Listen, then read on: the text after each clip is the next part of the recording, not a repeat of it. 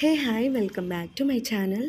So ఈరోజు video ఏంటిది అంటే ఎర్లీ మార్నింగే ఈ వీడియో షూట్ చేస్తున్నాను.